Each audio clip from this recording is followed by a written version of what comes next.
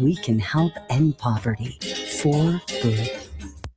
Moonstone Minneapolis is a queer-owned, community-focused gift shop in South Minneapolis centered on curiosity, connection, and self-discovery. Explore astrology, tarot, crystals, herbs, mindfulness, and spiritual practices in a welcoming environment for all backgrounds and experience levels. Located at 3304 East Lake Street in Minneapolis, Moonstone Minneapolis also hosts makers markets, classes, and community events. Learn more at moonstoneMPLS.com and discover a welcoming place to explore with curiosity and respect.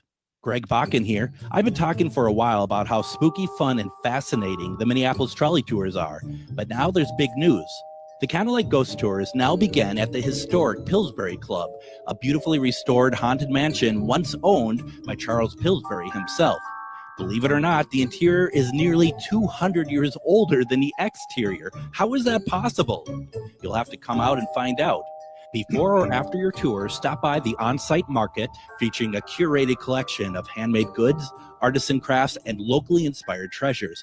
Perfect for picking up a keepsake to remember your haunting adventure. You'll also find exclusive spooky merchandise from Tales of the Crypt and Elvira. Then climb aboard the climate-controlled trolley as we travel through Minneapolis's haunted hotspots, uncovering ghost stories that locals would rather keep buried. The mansion is restored to perfection, and there is no better way to spend an evening. Visit MinneapolisTrolleyTours.com for tickets and more information. With a look at your AM 950 weather, I'm Patrick Lilia. Tonight, partly cloudy with a low of 59, then Wednesday, sunshine with a high of 84. Maverick's Real Roast Beef has the best roast beef sandwiches in the Twin Cities, but don't miss out on the chicken, fish, brisket, Philly steak, and more. Maverick's is located in Roseville on Lexington Avenue, 1 mile south of Highway 36. Visit mavericksbeef.com. Portions of the following program may be pre-recorded. The views expressed and the opinions given by the individual host, guest, random reptoid, or chupacabra may not necessarily reflect those of AM 950 Radio, its affiliates, or its sponsors. Now, it's time to step into the unknown.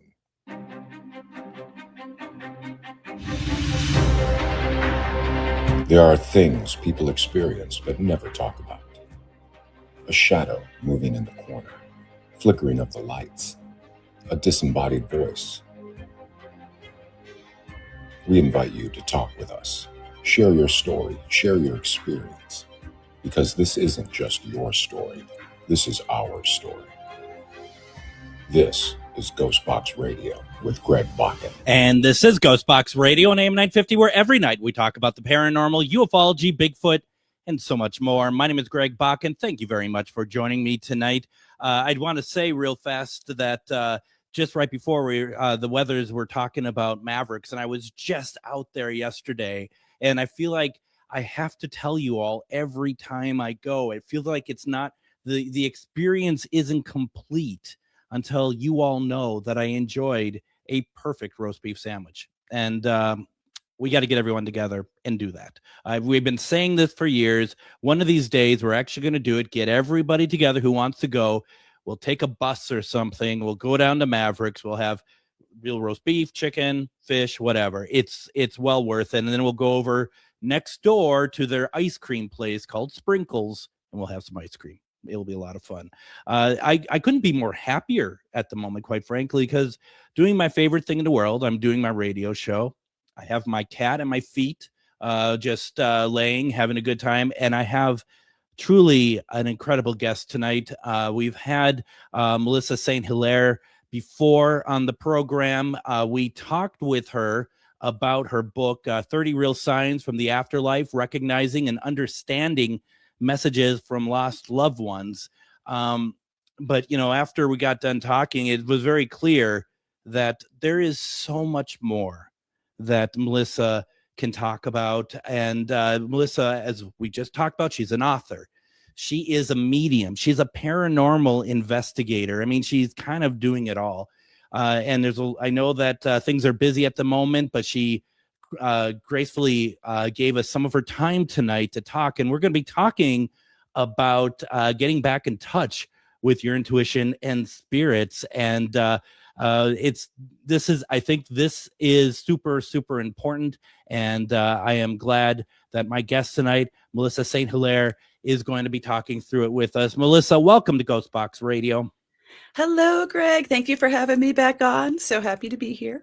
So happy to be here. I'm really happy that you're back as well. And, I have to admit, the last time that you're on and when the show is done, I started thinking like right away, like, what can we get Melissa back on for? What can we do? Because you had so many wonderful things to talk about, and when we talked about your book last time, it was really a lot of fun. So I'm glad that you made some time for us. I know that a lot's going on, so thank you very much. So I think this is a very interesting conversation. When you suggested we talk about this, I thought, my gosh, this is really true. And I feel like, and let me know if I'm already veering off a little bit of what we decided we're going to talk about here. But, when I think especially of like mediums, you always kind of think of them like on all the time, Yes. that they're always having that connection to spirit. And sometimes it's almost, you forget that, they're human as well. And that there's a lot of things that kind of can maybe move those goalposts a little bit. And this is kind of talking about getting back to it, but what's getting away from it? What does that look like? Right. Well, yeah, getting away from it is a lot of different things. One of the major ways of getting away from it, getting disconnected, is grief. Honestly, just Yeah. plain grief. And and it happens to all of us. Everyone's going to experience that. Other things that can throw off us course is trauma, anxiety, pressure, being stuck in survival mode for too long. There's a lot of things that can really throw us off, divorce, moving, things like that too. But I really, in my experience, grief is really the number one thing that can really cause a disconnect. And of course, the unfortunate thing about that is if you are grieving someone, that's when you most want to connect because, you want to connect with a medium or a spirit on the other side, right? It's such an interesting thing. And I agree 100%. And I was thinking back 11 years ago today, my dad passed away. And I remember, and I bring this up because I was thinking about that very thing. I wasn't one to get connected to spirit a whole lot. I was kind of really starting different areas of my paranormal journey at that point. Even though I've been doing it for a while, I started to become more enlightened with the whole metaphysical, spiritual side of things. And I had a lot of interaction at that point. But I think I personally was in a different place than what you're talking about with the grief, especially when it sidelines you, right? I mean, it just Absolutely bulldozes you. It can just throw you totally off course. I mean, just recently, I had a very dear friend pass away, and it sort of rocked my world. It blindsided me, and I loved her dearly. She was a brilliant mind. She was an incredible painter and activist, and her name was Celeste. And what's interesting though is, shortly before I knew she had passed, I actually had some weird experiences in my home where things were being thrown across my kitchen, and my husband, who is not at all like, I mean, I don't want to say he's an atheist, but he's not a particularly spiritual person, and he was saying to me, Melissa, I think there's a ghost in the house. And he was kind of perturbed because he was like, why am I seeing it and not you? You're the medium, Sure. Yeah. And so then I was like, oh crap, I'm blocked. Why am I blocked? Now this, mind you, I hadn't even found out yet, like on a mundane physical level. And so here I am, I'm like, okay, I'm blocked. Something's going on. I got to take some time off. I got to fix this. And then I get a text message from a friend and telling me what had happened. And then it was one of those when your mind starts to unfold because you're like, oh, this is why then and that. And I was like, okay, I see what's happening. And then of course I just went I just fell head first into grief, Um, just yeah. Yeah. ugly crying. I had to call and call my clients and say, listen, I just need some time because I'm a little off right now. Can I ask you a question? Because not where anywhere near in the same level of what you just experienced, but I did experience something slightly similar over the weekend where I had extreme amount of anxiety for Monday. And Monday came, and something had changed and shifted that I wasn't expecting. And I'm historically famous for not dealing with change very well. And but I mean, it was like, that was at me picking up on it. And I guess what the question I'm eventually getting to here, Melissa, is that ghost that your husband saw, was it actually you with your abilities and gifts picking up on it, even though you kind of was blocked to it anyway? I think so. Yeah, Yeah. because there's a weird thing that happens when you spend a lot of time with a medium. Excuse me, my chair just made a noise. Uh, there's there's a weird thing that happens when you spend a lot of time with a medium, and that is you start to get more psychic. Yes. It's contagious in some kind of a weird way. Whenever I'm teaching a series of classes over time, I notice that by the end of the series, all of my students are like hyper psychic, and then like we'll be done with the class for a little while, and then they'll call me and they're like, "You got to start teaching again because I feel like I'm losing it." Yeah. But so I feel like in that way, he was sort of picking up on my energy, but I had blocked myself. And what was interesting is the way that he described the ghost. He didn't know, he didn't know this person. He wasn't friends with her. But the way he described the ghost at the time, I was like, oh, it doesn't make sense. But then afterwards, I was like, oh, actually, that's exactly her. That's totally something she would do. That's how she would act. And so there was a weird crossover between us. That is just really interesting, unfortunately. But the thing is also, I was going to say, another great way to get mediumship 101, like you just said with your class, is also being on a paranormal investigation, right? Yes, exactly. Yeah, it's suddenly like, because I mean, and I feel that way because I haven't really unlocked any of my abilities the way that I really should have by now.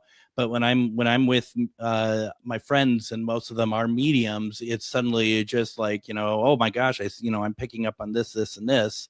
It's just like it opens up, and it's fantastic, quite frankly, when it's in a good situation like that. It's awesome. I have another dear friend who her name is Cheryl Plum, and she is my paranormal partner, so to speak. We're a team. Yep. And she's Plum Paranormal, and she always says that when she first met me, she was like, "I'm dead inside. I have no feelings. I don't pick up on anything." And then after spending time with me, now she's like, oh, "I'm getting stuff." And I love it's interesting. I always felt like people, and I'm not saying Cheryl Plum, and I like the fact that you say her first and last name, because she does need to have both names said. Yes, she does. She is a Cheryl Plum. But I meet a lot of investigators who almost they think that they have no abilities whatsoever, and they wear it almost like a badge of honor, like I'm as psychic as a brick, that sort of thing. And it's like, if you just try, you don't have to be, the next, Teresa Caputo over there, even though that's, probably a bad example, but you know what I mean? Yeah. But still, but it's like, what's the harm in trying? I've never understood that. When people, it sounds like Cheryl Plum is all about it, but a lot of my people that I've talked to are just like, absolutely not. It's like, what's the harm? There is no harm in trying. There's no harm. And honestly, we all have this ability. It's part of being a human animal. Do you know what I mean? Because, and like, I mean, I spend time with literal animals a lot. I Yeah. rescue cats, and I'm also an animal communicator. So I hear them all the time, you know, and that's part of what tells me that we all have this ability, that we're born with it, because I watch the cats and they're having whole full-blown conversations without making a sound. My friend Morgan, who was actually on the program last night, we were talking about Salem's Lot. Today is her snake Galen's 22nd birthday. Wow. And you know, to your point about communicating with animals and reptiles and all these wonderful beings, and the fact that she is able to pick up, you know, when, you know, no offense to Galen, a lot of people, you know, might see a snake as a snake, right? Right. Yep. But Morgan, through her life with Galen and other snakes throughout her life, she's able to see the mood swings and the curiosity and the inquisitiveness and the actually taking part in paranormal situations. I don't think she's taking Galen out in investigations per se, but stuff that they have going on and whatnot. And it's a level that you would not expect, but we were just chatting back and forth today. It's a level I love hearing about because it's truly beautiful. Oh, totally. And to that point, you know, when you're talking about trying to get back in touch with your intuition, honestly, spending time with the animals is like a great way to do that. You know what I mean? Yes. Yes, it is. And, you know, I kind of want to maybe I take my break now here, because I know that there's certain areas you want to go into with us and talk about it. I don't want to cut you off, because this is really important. This is really good. So why don't we go ahead, take our first break. When we come back, we're going to continue exploring. Melissa's going to run us through a lot to help us get back in touch with our intuition, be able to, you know, having our spirit with us, all that good stuff. Don't go anywhere. You're listening to Ghostbox Radio on AM 950. Moonstone Minneapolis is a queer-owned, community-focused gift shop in South Minneapolis centered on curiosity, connection, and self-discovery. Explore astrology, tarot, crystals, herbs, mindfulness, and spiritual practices in a welcoming environment for all backgrounds and experience levels. Located at 3304 East Lake Street in Minneapolis, Moonstone Minneapolis also hosts makers markets, classes, and community events. Learn more at moonstonempls.com and discover a welcoming place to explore with curiosity and respect. Greg Bakken here. It's nice to get out of the Twin Cities and take some travel excursion to some great locations. Minnesota has so much to offer, which is why I love traveling down to Wabasha and staying at the historic Anderson House Hotel. Opened in 1856, this beautiful hotel offers comfortable accommodations, has a delicious restaurant, and even a speakeasy in the basement to unwind with a drink. Located next to the Mississippi River and on Main Street, there is a lot of sightseeing and shopping to do too. To get more information, go to theandersonhousehotel.com. Greg Bakken here. Like you, I love good, fresh, delicious food. So I want to tell you about this treasure in Roseville called Maverick's Real Roast Beef. Maverick's has the best roast beef sandwiches I've ever had. Made fresh every order.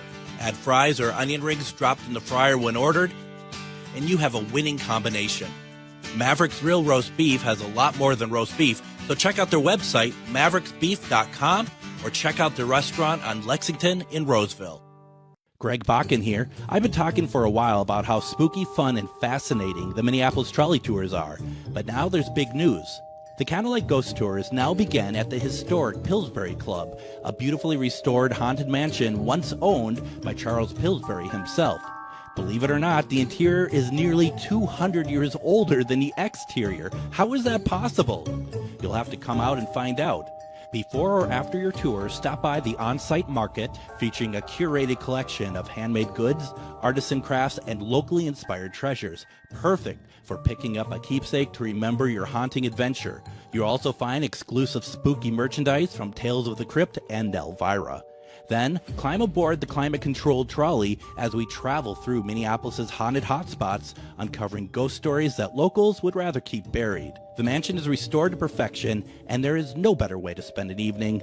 Visit MinneapolisTrolleyTours.com for tickets and more information.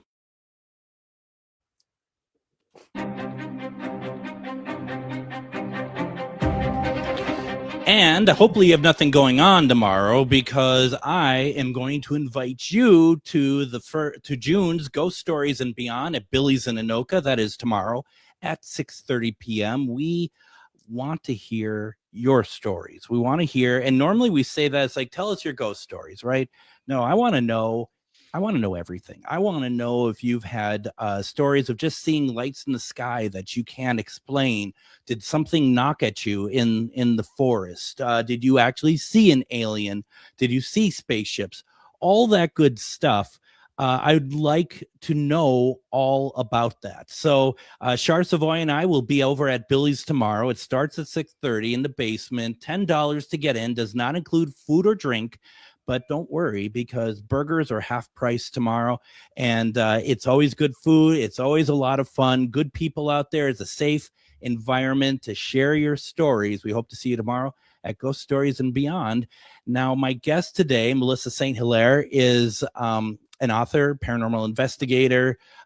She is also a medium, and you got some stuff you want to share, don't you? Yeah, so this is sort of a soft launch kind of pre-announcement. We have a Paracon coming up, and it's going to be the first ever Paracon at the infamous Glen Tavern Inn in Santa Paula, California, and we're calling it the Symposium of Spirits. And I can't really say much more about it quite yet. Yep. But we will have early bird tickets coming soon, and we'll have, announcements in the next 2 weeks. So stay tuned to AmericanWitch13.com for more information and links on that. That's your web address. Yes. I was looking for it. I couldn't find it anywhere, and I knew. So okay, now we're on the same page now. I'm trying to promote you. I'm like, I knew she had a web address, and I can't find it anywhere. Oh my gosh, it's all good. All good. You can see my unprofessionalism live on radio. So could you say the name of your give your URL again, please? Absolutely. It's www.americanwitch1313.com. And if I remember correctly, there is a lot of great information on there. So you want to go check it out. Yeah. And I'm going to be adding more too. I've just right now, I'm just kind of, I've got a lot going on. But in your spare time, right? In my spare time. Yeah. I'm going to be adding pretty much every spell that I have ever done to the website. Yeah. And you want to know why? I'm going to tell you why. I do. It's something I'm kind of passionate about. So back in the 90s, there used to be these awesome witchcraft websites where you could go and find all kinds of spells and information and all kinds of cool stuff. And even though I do think that witches should kind of create their own spells, there's also something to be said for not reinventing the wheel. You know what I mean? Right. If you find something that works, use it. You can change it to suit your own needs.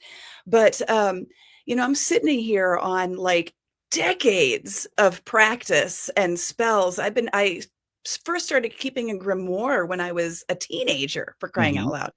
So anyway, I've been thinking lately, it's time to put it all out there for people. Absolutely. No, absolutely. I think that's great. And you never thought about just doing a book, though? You want to make it free for everybody? Free for everybody. I'll do a book I'll do another book. You know what I mean? At some point. But, everybody's struggling right now. The costs are astronomical. And I feel like there's a need for some free stuff right now, especially spells and, especially activism spells or what have you, whatever money spells, whatever somebody needs to better their life, No, that's good. That's really good. Are you able to say if you're working on any books at the moment? I can't talk about that yet. So basically, you're saying you are. Is basically what you're doing. Yeah, Could be, maybe. Yeah, sure. Could be. Melissa's like, anyway, the topic of tonight's episode. Right. So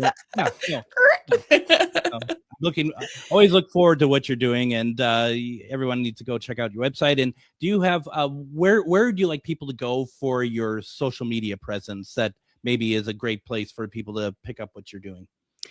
Instagram is I should say Instagram and Threads are kind of my two main homes, Okay. you know. Yep. I post a lot of nonsense to Threads, and then I kind of try to keep Instagram a little more professional. But you can also find me on TikTok and Facebook, and they're all American Witch 13. Super easy. That's great. That's great. Now we are talking tonight about once you kind of get that disconnect from intuition and spirit, how to get that back. And so we spent the first segment really talking about, ways that you can get disconnected and whatnot. But now to get back to it, now to reconnect, is it simple? I mean, you'd think that you could just reconnect, but is it almost in a sense like, say, not working out for a while and you're trying to get back to it or something like that? Yeah, I would say, if it was simple, we'd all just do it, Sure. Yeah. But, sometimes we can get really thrown off. And, I wanted to mention one last quick thing that can Please throw do. us off. Please do. Manipulation and gaslighting. Oh, right? Because if we find ourselves in a relationship or any kind of power dynamic with another person who is lying to us, manipulating us, gaslighting us, that can make us doubt our own instincts and not trust ourselves, right? May I add to that because I have firsthand experience of that. And just you said to me off air, which is so important, is it's okay which you're going through, but also I think it's worthwhile to mention that sometimes getting back takes a hell of a long time. It does, and that's the thing. Let's normalize it right now. Sure. Yeah. It's totally normal to lose connection to your own intuition, to your spirit team, what have you. It happens to all of us. It happens to me. I mean, it happens to everybody.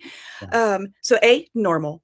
B, sometimes it can take a long time. You could be, you could be thrown off for years. Let's hope not, but it could happen. Yeah. And especially when it comes to the manipulation and gaslighting, I find like that's harder to almost come back from. But there's this thing that I like to sort of tell people, or I have like a 5-question little thing that I do for myself. So when I sit there and I'm like, oh my gosh, something is happening. So I start with these 5 questions to ask myself. 1, what is the block? Can you even, of that first question, can you name what the block is? Can you see what it is? Like in my case, it was my friend's death. It was a little bit easier to name. Sometimes it's not so easy to name. Sometimes we have to take time with that. And then another would be, well, why is there a block? If say we know that my friend passing created a block, why did it create that block within me? Mm-hmm. What do I now need to examine within myself to see why the block presented? Right. Right. And then 3, that leads us into what purpose does the block serve? Because this is another thing to normalize. Sometimes we're meant to be disconnected, because, especially if we have some sort of a mental health issue, like years ago, I had a nervous breakdown and I got wildly disconnected, but I needed to ground again, So you're saying the disconnection could be a kind of a jump start. Yes. Yeah. Okay. A reset, if you will. A reset. Yes. I will as it happens. And then for 4, and then that leads us to 4. Okay. So we've named the block. We see what the purpose is. And now question number 4 is, should I remove the block? Because maybe it's supposed to be there. Maybe I'm not meant to reconnect right now. Maybe I'm meant to kind of sit in it for a moment and see what it's about. Sure. Mm-hmm. However, once you there's a moment when you kind of tick over and you go, I'm done. I want to be, I'm done. I need to be reconnected now. And you kind of know when it's time, you know? Yeah. And then that leads us to the fifth and last question. How do I remove the block? Yeah. Right? Because Yeah. that's the biggest question that you can ask, you know? It's, you know, and going from just thinking about it, my own personal experiences and stuff. I mean, sometimes it seems insurmountable, doesn't it? Absolutely. It totally does. To the point where, I mean, I a lot of my mentees that I have right now are blocked, you know, and most of my mentees, you know, I kind of am with them for a couple of months and then they're kind of good to go. You know what I mean? Yeah. And then I'll have some that I have to work with consistently over time because of these sort of either self-imposed blocks or blocks put on us by parents, other loved ones, etc. Yeah. Oh gosh. Yeah. I mean, it's crazy. Now, can people find those 5 questions from you in some way? Is it through a book or a website or somewhere? Well, you know, I of course, you know, I would recommend my book, but I'm also kind of currently working on a class to teach all this stuff. So I'll probably post it as a Substack or a blog or something like that first, you know, as I'm workshopping it. But I'm kind of still in that brewing stage of putting it together to get it out there for people. But also people can just book me. You know what I mean? For an intuitive reading. It's my least expensive reading. I keep it low price because I want to be accessible. And I can help a person I can help someone to answer the questions for themselves. That's the main, you know, and that's the thing that I always my soapbox when I have anyone with mediumship come on or we do one question readings or whatever else is the idea of people need to do the work. Yes. And that's always, it's hard, you know, in the sense because they're, you know, especially if it requires something like shadow work or something like that, where it's you're going into places maybe you weren't expecting to go or want to go for that matter. Well, absolutely. And I feel like sometimes the reason why we have a block on our intuition, we can't listen to the inner voice or the guides, if you will, is because we're spiraling in other thoughts. Yes. You know what I mean? So in those cases, meditation and journaling is not going to work. You know, for most people, I can say, okay, meditate, you know, journal, auto write, whatever, and they can kind of course correct. But if you're spiraling, you can't spend that much time in quiet and stillness with your own thoughts. You have to find another way to sort of calm the inner nervous system to get back online. And for that, I recommend meditating with music, movement, you know, like Tai Chi or yoga, or meditating with a guided meditation, someone that kind of talks you through it so you have a focus, you know? The word spiraling is one that I feel like I was close to. Or did, probably more likely did, quite frankly. Same. Right. I mean, who am I kidding? And everyone who knows me knows they're like, no, you did spiral, buddy. But for people who they can, you say that you can recognize that you have the block, you recognize that part of it. But spiraling is to me something a little bit different because that's where you really need to bring someone in, I feel like, to talk to, even if it's just a bounce off or just a whatever.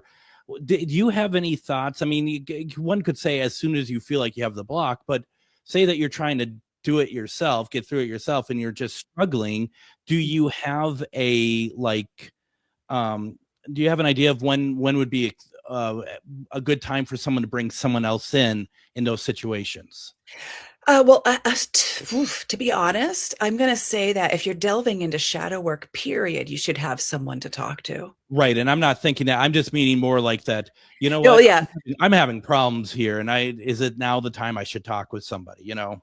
Yeah. I feel like if you can't answer the 5 questions, then maybe talk to somebody, you know what I mean? Just because if you're struggling to answer your own questions for yourself, then that means the block is so deep that it's not even letting you see it. Yeah. And then that's when we need to call in reinforcement, and that's when, therapy is good, but hypnotherapy is good. Even an energy healer is good for that. If for some reason you don't want to go to traditional therapy, Well, and I think that's the one thing that I kept thinking in my mind when we've been talking about this tonight is the correlation and really the overlap between something like therapy, going to an energy worker, psychology, even, the logic of it all playing into it. And I think it's important that people know that, because I think there are people who put these things in silos and they don't ever think that this stuff is all connected, because they consider some of it being traditional and some not, but it all is interconnecting. Oh, totally. It's the interconnectedness of all things, Right. to quote Douglas Adams.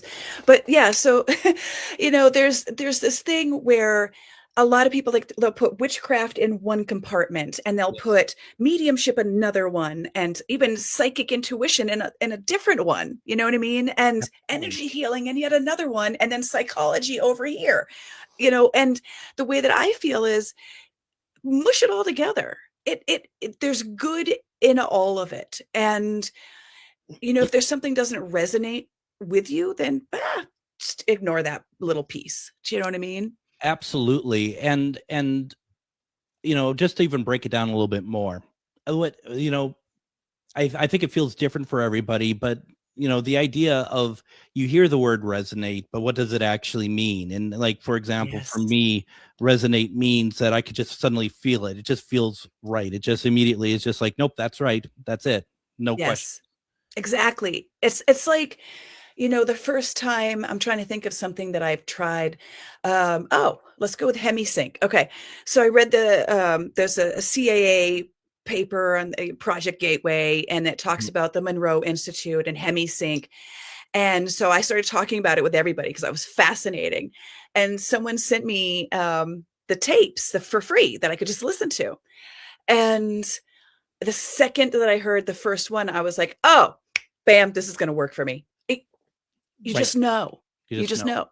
And then other times, I've had experiences where maybe I took a class or something, and I'll sit in on something that someone's teaching, and I'm like, that's not true. Without a doubt, just like that as well. And for me, resonating also, often just my whole body tingles. Like, yes, it's right there. It's just like a tuning fork almost. It's like, yep, just all, it feels good. It just feels good. Totally. And that's actually something that I teach in my classes, and I teach my mentees to use your body as a barometer. We can use pendulums and dowsing rods and tarot cards and whatever, but you yourself, you are the perfect connection tool, so to speak, spirit connection tool. And, for example, I'll teach, clairsentience, which is, receiving messages by feeling it in your body. Is what I have the strongest of. And you can just you can localize things, for example, let's say I'm like, I want to, if I talk about something I love, like ice cream or chocolate or something like that, I'm feeling it in my heart and it feels good and I like it. If I think about something and I don't like, I don't know, seafood, I feel it in my gut and I don't like it. So we can even tell where something is in our body, whether it's good for us or bad for us. And even when you're talking about dowsing rods and pendulums and stuff like that, I mean, our energy is still taking an active part in that in some way. I mean, I'm not moving the pendulum of my own energy, but I'm the conduit, right? Absolutely. And there's also, I always forget, I have a mental block, something motor movement or whatever. I have a mental block with the term that is, but our bodies will sort of subtly move things, especially if we want a yes or a no. So there's a little bit of the body subconsciously doing things that's in there, but I find that useful because it's like, okay, great. Now I know what my subconscious is thinking. Absolutely. Absolutely. I'm really enjoying this conversation. And I think I often find when people who are watching the video portion of it, they're not putting anything in the comments, they're not putting questions in the comments. I think that means, because we have people watching, I think that means that they're just enjoying it as well. But I do want to put out there for people, if you have questions to Melissa about anything we talked about, feel free to put question in the comments. I'm going to take a break right now. When we come back, we're going to continue this conversation. I want to talk a little bit more about silos. I also make sure I'm not missing anything that Melissa wanted to talk about as well. On your questions also. Don't go anywhere. You're listening to Ghostbox Radio on AM 950.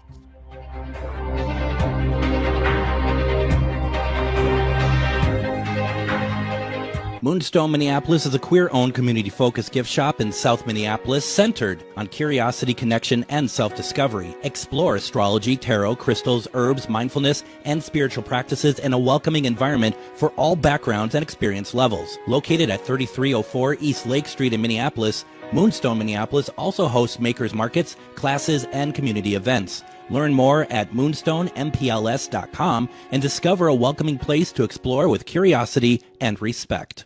Greg Bakken here. It's nice to get out of the Twin Cities and take some travel excursion to some great locations. Minnesota has so much to offer, which is why I love traveling down to Wabasha and staying at the historic Anderson House Hotel. Opened in 1856, this beautiful hotel offers comfortable accommodations, has a delicious restaurant, and even a speakeasy in the basement to unwind with a drink. Located next to the Mississippi River and on Main Street, there is a lot of sightseeing and shopping to do too. To get more information, go to theandersonhousehotel.com. Greg Bakken here. Like you, I love good, fresh, delicious food. So I want to tell you about this treasure in Roseville called Maverick's Real Roast Beef. Maverick's has the best roast beef sandwiches I've ever had. Made fresh every order. Add fries or onion rings dropped in the fryer when ordered, and you have a winning combination. Maverick's Real Roast Beef has a lot more than roast beef, so check out their website, mavericksbeef.com, or check out their restaurant on Lexington in Roseville. Greg Bakken here. I've been talking for a while about how spooky, fun, and fascinating the Minneapolis trolley tours are, but now there's big news. The Candlelight Ghost Tours now begin at the historic Pillsbury Club, a beautifully restored haunted mansion once owned by Charles Pillsbury himself. Believe it or not, the interior is nearly 200 years older than the exterior. How is that possible? You'll have to come out and find out. Before or after your tour, stop by the on-site market featuring a curated collection of handmade goods, artisan crafts, and locally inspired treasures. Perfect for picking up a keepsake to remember your haunting adventure. You'll also find exclusive spooky merchandise from Tales of the Crypt and Elvira. Then, climb aboard the climate-controlled trolley as we travel through Minneapolis' haunted hotspots, uncovering ghost stories that locals would rather keep buried. The mansion is restored to perfection, and there is no better way to spend an evening. Visit MinneapolisTrolleyTours.com for tickets and more information.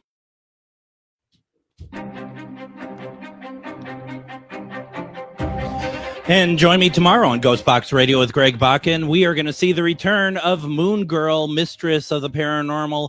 We promised this when we had her on, I think back in April or something, that we were going to get her back on and do another round of numerology readings. And she's going to do that tomorrow for us. They were really fun the last time that she was on. So get your birth dates and your date, the time you were born and all that stuff together, because we're going to do some numerology readings tomorrow with Moon Girl. It's going to be a lot of fun.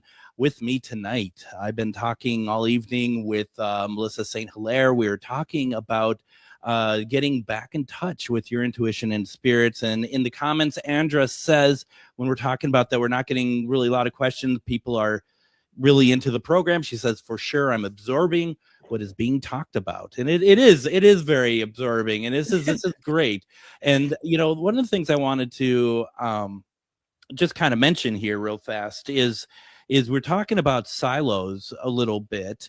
And, you know, we find that within our own community, when even talking about, I think, paranormal and stuff with metaphysical and energy, because it's like my friend Shar would always say, what's the difference between the two? And technically really nothing. It's all about energy. We're all reaching out to energy. I know that there is differences, but at the ground level, though, it's energy. And even with that, we're siloing ourselves a little bit. Absolutely. I mean, it's all energy, right? Everything is energy. Everything that we in the known universe is made of energy. So it makes perfect sense.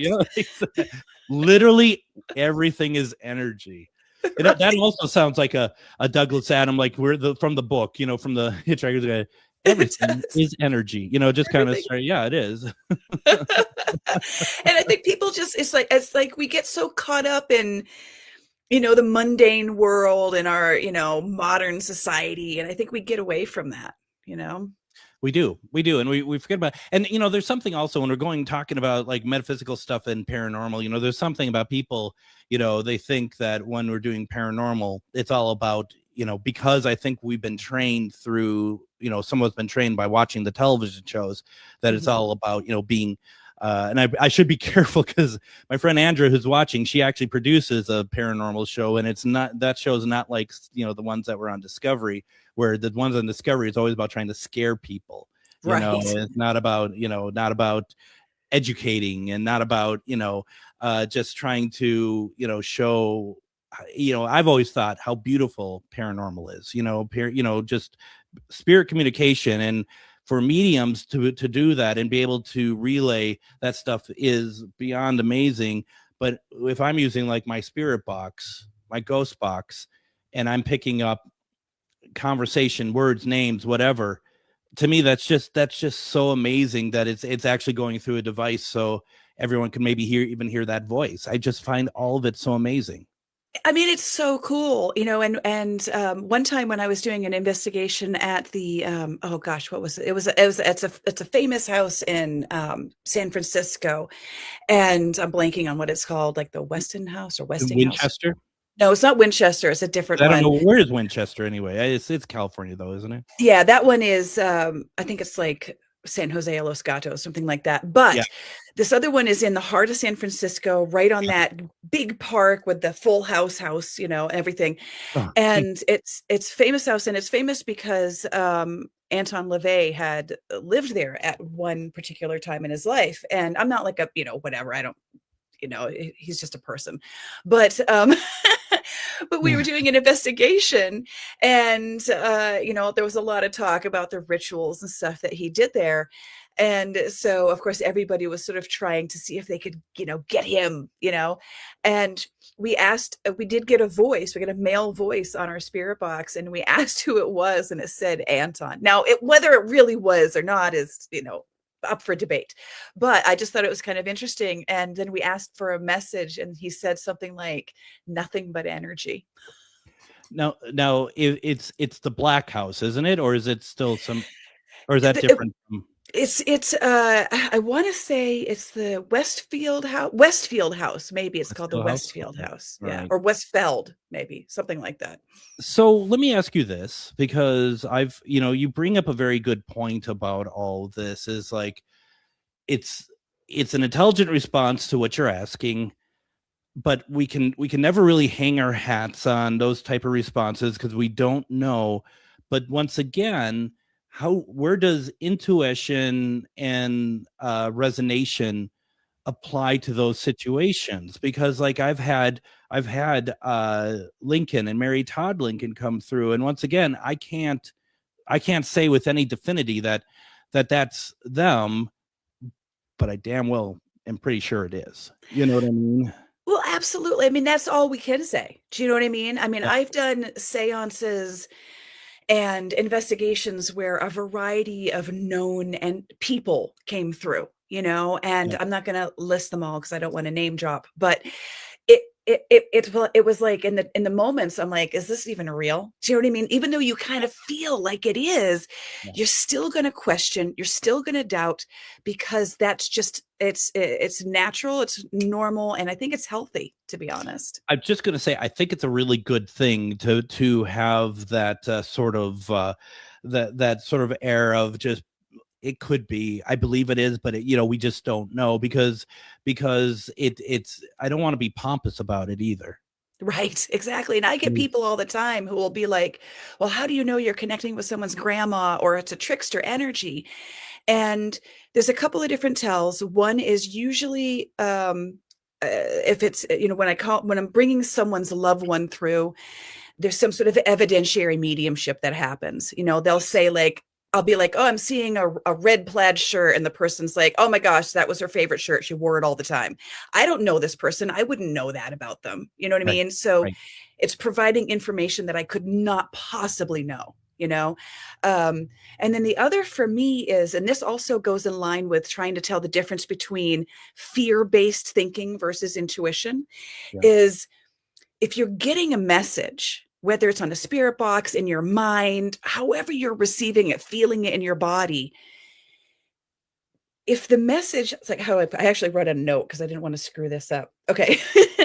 Guides can deliver the worst news in the most calming way. Meanwhile, anxiety can turn the most mundane task into an insurmountable problem. It's so true. Does that make sense? Makes perfect sense. Makes perfect sense. And I think there's that's something to really think about there with that as well. Yeah, I like that. That took me all day to write. I'm glad it went over well then. Well, and the thing is too, back in the day, and I haven't done it for a long time, with my spirit box, I would do galleries. And I'd find that I would bring through people, but then I'd find that I would go off script, if you will, and start telling them what's going on in their lives. I'd read them. I'd actually read them. Yeah.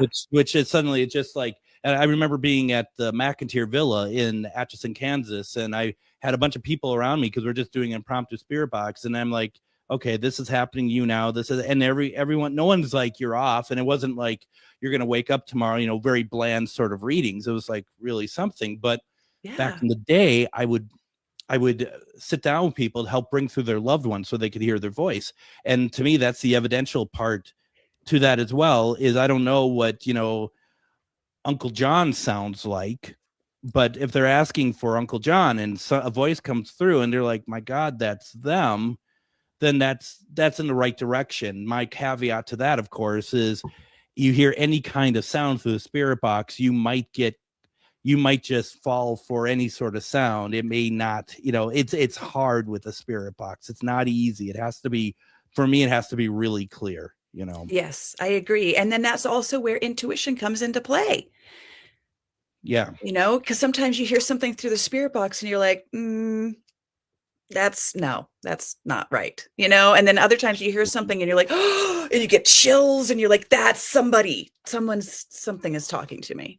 Very, very much so. We have about 5 minutes or so left. Is there anything regarding what we've been talking about tonight that we haven't gotten to we should really talk about before we wrap up here? Yeah, I'm looking at my notes again. I have handwritten notes because I'm old school. I love it. So I had just a couple of quick things. I'm just like a list, honestly. Yes. So there's one quick thing. So this is ways to check yourself. So this is when you are experiencing a disconnect and you're trying to reconnect. And so I have this thing where you check in with your body and your physical world first before you check your mental and emotional state.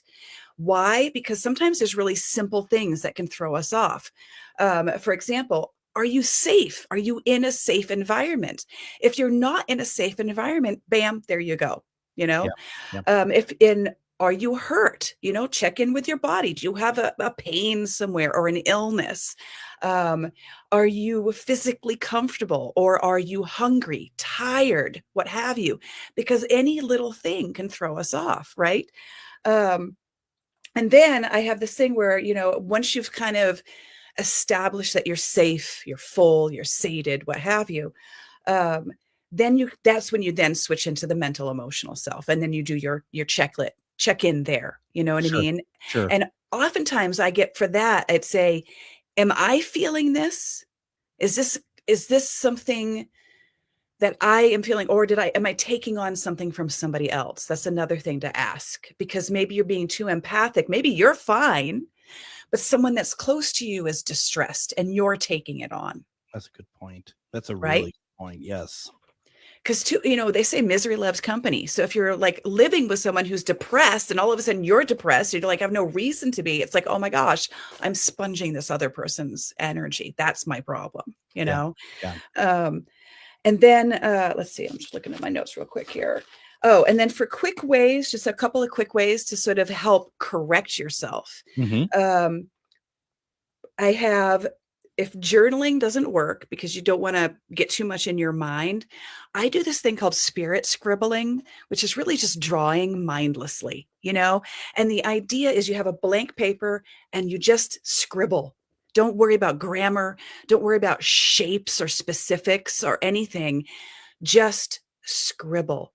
And it turns into doodles. And sometimes it turns into poems and words. And sometimes it turns into something that looks like something like a butterfly or a hummingbird.